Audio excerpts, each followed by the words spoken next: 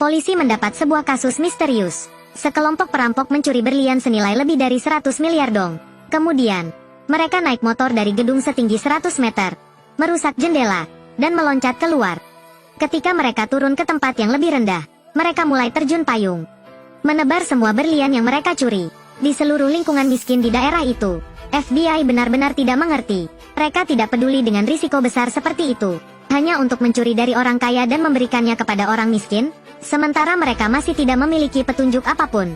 Kasus serupa terjadi lagi, di atas pesawat yang penuh dengan uang tunai. Para perampok mendorong peti uang keluar di tengah udara. Kemudian, mereka melompat keluar, dan memotong tali di tengah udara, menebarkan triliunan uang tunai ke dunia manusia, memberikan hujan uang kepada lingkungan miskin. Namun kali ini, para perampok tidak sempat membuka parasut, sehingga mereka jatuh langsung ke hutan hujan tropis. FBI bersiap-siap untuk mengambil mayat mereka, karena mereka yakin mereka telah mati. Namun, John merasa bahwa semuanya tidak sesederhana itu. Melalui penelitian dokumen, John curiga bahwa para perampok sedang menjalani 8 ujian Ozaki. Ada seorang atlet olahraga ekstrim bernama Ozaki. Untuk memuliakan kekuatan alam, dia telah membuat 8 tantangan berbahaya yang mematikan. Dia sendiri tewas dalam tantangan ketiga. Tidak mungkinan bisa terlihat, tetapi para perampok ini telah menyelesaikan 3 tantangan pertama. Sebulan yang lalu, ada kebakaran di Kongo, yang sesuai dengan puncak kekuatan di tantangan pertama. Sebuah minggu yang lalu, seseorang terjun payung di Gunung Everest, yang sesuai dengan kemunculan langit di tantangan kedua. Jadi, pencurian pesawat uang tunai ini pasti belum mati, karena tempat mereka jatuh adalah sumur swallow terbesar di dunia. Posisi dari Goa Swallow, sesuai dengan bangkitnya bumi di tantangan ketiga. Berdasarkan perkiraan cuaca dari stasiun meteorologi, pantai barat akan diserang oleh badai dalam waktu dekat. Ketika itu terjadi, angin badai akan menyebabkan pasang air setinggi 20 meter. Jadi, John mengira para perampok ingin menghadapi tantangan keempat yang disebut jiwa air, dan mereka pasti tidak akan melewatkan gelombang langka ini. Atasan memerintahkan John segera pergi ke pantai barat dan menyelidiki identitas para perampok. Dulu, John juga seorang atlet ekstrim, tetapi ketika dia ikut serta dalam lomba maraton ekstrim, dia melihat temannya mati di depan matanya. Sejak saat itu, dia meninggalkan olahraga berbahaya, berhenti berkompetisi dan bergabung dengan FBI. Ketika John sampai di pantai barat, tentu saja ada kerumunan orang di sana. Kemudian, gelombang besar tiba-tiba datang untuk menyerang musuh di dalam. John dengan sengaja berusaha berselancar bersama yang lain, tetapi karena posisi yang kurang menguntungkan, akhirnya dia terbawa ombak besar ke laut dalam. Pada saat berjuta rambut, seseorang yang lain tiba-tiba menyerah pada tantangan, melompat ke air, menyelamatkan John. Tunggu sampai dia sadar. John menemukan ahli petualangan di atas kapal, tetapi Sean, orang yang baru saja menyelamatkannya, juga ada di antara mereka. Mereka semua memandang John sebagai rekan dalam perjuangan mereka. Sean juga secara resmi mengundang John untuk bergabung dengan kelompok mereka. Mereka bersama-sama mendaki puncak pegunungan Alpen, menyelesaikan tantangan berikutnya. Ini adalah tantangan kelima dari 8 tantangan Ozaki. Aliran angin yang kuat. 4 orang mengenakan pakaian terbang, melompat dari pegunungan Alpen. Di bawahnya adalah jurang yang dalam. Jika gagal, tidak akan pernah kembali lagi. Mereka seperti burung Raja Wali yang terbang di langit, melewati puncak gunung, melintasi jurang, hingga mereka meluncur melewati seluruh rangkaian gunung. Sebelum akhirnya perlahan-lahan terjun ke tanah dengan parasut, mereka bersemangat sambil berpelukan, senang karena sekali lagi berhasil melewati tantangan berbahaya. John juga sepenuhnya tergabung dalam kelompok petualang. Pagi berikutnya, mereka naik helikopter ke puncak gunung. Tantangan kali ini adalah es beku. John cukup mahir dalam hal ini, memimpin semua orang meluncur turun. Orang lain juga tidak ingin kalah. Semua turun dengan cepat melalui lereng salju. Jalur meluncur dengan kecepatan tinggi, membentuk lengkungan yang indah. Akhirnya, mereka sampai di sisi lereng yang terlalu curam. Melihat bahwa di depan terlalu curam, rekan tim bersiap-siap memanggil pesawat untuk menjemput mereka. Tetapi John berpendapat bahwa titik akhir bukanlah di sini.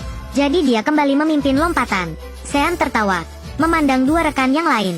Ketiganya tidak mau kalah, berurutan melompat turun. Tetapi kemiringan ini hampir vertikal sekarang. Kecepatannya begitu tinggi sehingga sulit untuk dikendalikan. Ketika berdiri di tepi jurang, salah satu rekan tim kehilangan keseimbangan saat berbelok, dan jatuh langsung dari tebing. John merasa sangat bersalah tentang ini, merasa bahwa jika bukan dia yang memimpin, temannya tidak akan kehilangan nyawanya. Namun, Sean berkata, mulai dari saat dia bertindak, ini adalah jalur yang dia pilih. Tidak ada yang harus membayar atas pilihan orang lain.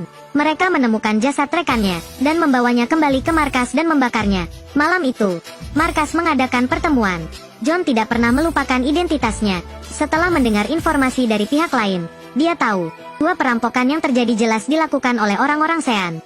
John dengan sengaja bertanya kepada Sean, apa tujuan sebenarnya dari 8 ujian Ozaki? Namun, Sean hanya berkata kepadanya, besok kamu akan tahu. Pagi hari berikutnya, mereka pergi ke sebuah tebing. Di bawahnya adalah tambang emas yang telah dieksploitasi selama 20 tahun. John awalnya berpikir bahwa orang-orang Sean ingin merampok tambang emas. Ternyata, mereka ingin meledakkan tambang emas itu. Ternyata, tujuan Sean melakukan semua ini hanya untuk mengembalikan bumi ke orbit semula. Berterima kasih pada alam semesta yang telah memberi mereka bakat. John mencoba untuk menghalanginya, tetapi dalam hati Sean sudah bertekad. Kemudian, Sean menyuruh dua rekannya untuk mengendarai motor ke atas gunung dan memasang sejumlah besar bahan peledak di tengah lereng gunung.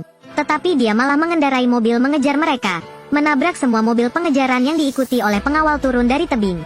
Melihat Sean akan meledakkan, John tanpa sengaja mengungkapkan identitas FB-nya. Tetapi Sean hanya memandangnya. Segera setelah itu, dia mengaktifkan kendali jarak jauh. Batu di atas gunung jatuh. Sean dengan santai melemparkan kendali jarak jauh itu, dan kemudian mengendarai motor turun ke tebing gunung. Batu raksasa jatuh dengan cepat. John dengan cepat mengendarai motor mengejar mereka. Berlari jarak jauh adalah keunggulan John. Ia berhasil menghindari batu yang jatuh dari langit, sambil terus mengejar erat Sean. Kedua mereka masuk ke dalam hutan tropis. John mengandalkan keunggulannya. Sean menggunakan lengannya untuk merayap. Kemudian, John mengarahkan senjatanya ke arah Sean. Tapi dia jujur mengatakan, sebenarnya, saya sudah tahu kamu adalah seorang polisi. Saya bergabung dengan tim ini untuk menyelamatkan kamu. Setelah berbicara, dia pergi sendiri. Sean bertaruh. John sebenarnya adalah tipe orang seperti dirinya. Jadi dia pasti tidak akan menembak. Dia kembali ke organisasi. Wajah atasan John lebih sulit dilihat daripada John. Dia mengatakan kepada John, selalu ingat identitas saat ini, untuk segera menangkap kelompok Sean. John tahu bahwa Sean yang gila pasti akan melanjutkan 8 tantangan Ozaki. Jadi dia mengikuti petunjuk ini, menemukan lokasi yang sesuai dengan tantangan ke-7, yaitu Angel Falls di Venezuela. Hanya tempat ini yang paling cocok untuk pendakian berbahaya. John naik perahu ke sana. Ternyata Sean dan rekan-rekannya sudah mulai mendaki. John segera mengikutinya. Dinding batu terjal di tanah. Tempat memanjat sangat kecil. Ini adalah tantangan fisik dan mental yang besar. Cukup satu kesalahan, akan langsung jatuh, hancur berkeping-keping. Saat sedang mendaki, salah seorang rekan memilih pegangan yang salah. Mereka mencoba terus, tetapi tetap tidak bisa berpegangan. Oleh karena itu, dia hanya bisa tersenyum, mengucapkan selamat tinggal pada Sean. Akhirnya, Sean berhasil mencapai puncak gunung, dan John juga mengikutinya dengan cepat. John kembali menyarankan Sean untuk menyerah. Tetapi Sean tidak ragu-ragu, dia menutup mata dan melompat ke air terjun. John panik mencoba menyelamatkannya, sehingga dia juga melompat bersama. Namun, lompatan ini menyelesaikan tantangan terakhir dalam 8 tantangan Ozaki. Tuan kehidupan yang sesuai dengan tantangan ke-7 adalah mendaki tanpa tali seperti yang baru saja dilakukan. Dan tugas terakhir dari tantangan ke-8 adalah mempercayai alam tanpa ragu. John terdampar di pantai, sedangkan Sean hilang. Tetapi John merasa, dia pasti masih hidup. Tetapi 17 bulan kemudian, John tiba di Pasifik. Lautan saat itu penuh dengan ombak besar dan angin kencang. John menyimpulkan bahwa jika Sean masih hidup, dia pasti akan datang ke sini. Karena pada awalnya, ketika Sean menguji nyali di air, dengan menyelamatkannya, dia meninggalkan uji coba tersebut. Tidak mengherankan, John menemukan sebuah perahu di laut. Orang yang mengemudi perahu itu adalah Sean. John bertanya kepadanya, apakah ini benar-benar layak? Sean berkata, ini adalah jalan yang telah saya pilih. Kemudian, gelombang besar datang dari sini. Sean tidak gentar, dia melompat. Tetapi kali ini gelombangnya setinggi 30 meter. Akhirnya, dia masih terseret oleh ombak besar. John akhirnya memahami, ini adalah tempat terbaik bagi Sean untuk kembali. Film ini berakhir di sini. Ini adalah film klasik yang tidak bisa di-remake, karena sutradara menyukai sensasi yang nyata. Sehingga 97% adegan dalam film ini adalah nyata. Setiap kali kamera mengambil adegan berbahaya, itu harus dilakukan berkali-kali, untuk menunggu ombak mencapai ketinggian yang sesuai. Bahkan sampai harus menunggu selama 3 tahun. Jika Anda menyukai film dengan ketegangan dan sensasi, saya sarankan Anda menonton versi asli. Menyukai olahraga adalah hal yang baik. Tetapi olahraga ekstrim seperti ini, sebaiknya tidak dianggap remeh.